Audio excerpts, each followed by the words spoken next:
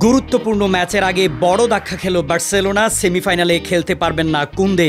শিরোপার লড়াইয়ে চলতি মৌসুমের ম্যাচ বাকি অন্তত ৬টি, জিততে হবে প্রায় প্রতিটি ম্যাচেই। বাঁ পায়ে হ্যামস্ট্রিংয়ে চোট ধরা পড়েছে ফরাসি ডিফেন্ডার জুলস কুন্দের। চ্যাম্পিয়ন্স লিগের সেমিফাইনালের দ্বিতীয় লেগে ইন্টার মিলানের বিপক্ষে খেলতে পারবেন না তিনি। চলতি মৌসুমে বার্সেলোনার একাদশের অবিচ্ছেদ্য অংশ হয়ে পড়েছিলেন।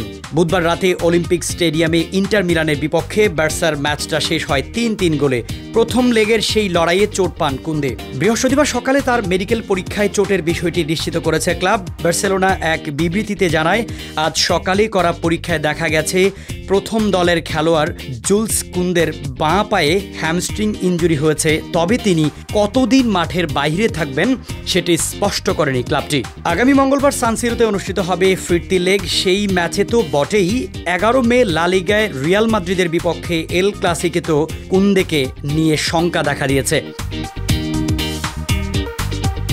চলতি মৌসুমে একটা শিরোপা জেতা হয়ে গেছে, আরও দুটি মেজর শিরোপা জেতার সম্ভাবনা এখন বার্সেলোনার সামনে। তবে পথটা মোটেও মসৃণ নয় তাদের।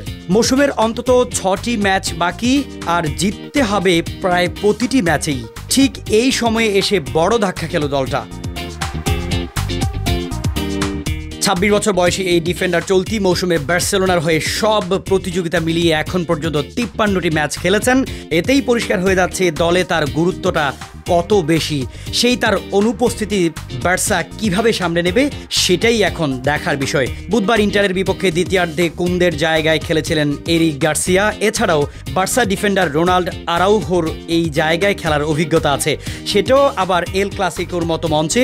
ফলে তাকেও এই জায়গায় খেলানোর কথা ভাবতে পারেন কোচ হান্সি ফ্লিক। বার্সেলোনা বর্তমানে চ্যাম্পিয়ন্স লিগের সেমিফাইনালে, ১০ বছর পর চ্যাম্পিয়ন্স লিগের ফাইনালে খেলা ও শিরোপা জেতার স্বপ্নে বিভোর এখন ক্লাবটি। এদিকে লা লিগারও শীর্ষে অবস্থান করছে কাতালানরা। ৫ ম্যাচ হাতে রেখে তারা ৪ পয়েন্টের ব্যবধানে এগিয়ে আছে দ্বিতীয় স্থানে থাকা রিয়াল মাদ্রিদ থেকে। এর আগে এই রিয়ালকে হারিয়েই বার্সা সুপার কোপা দে এসপানা আর কোপা দেল রের শিরোপা জিতেছে।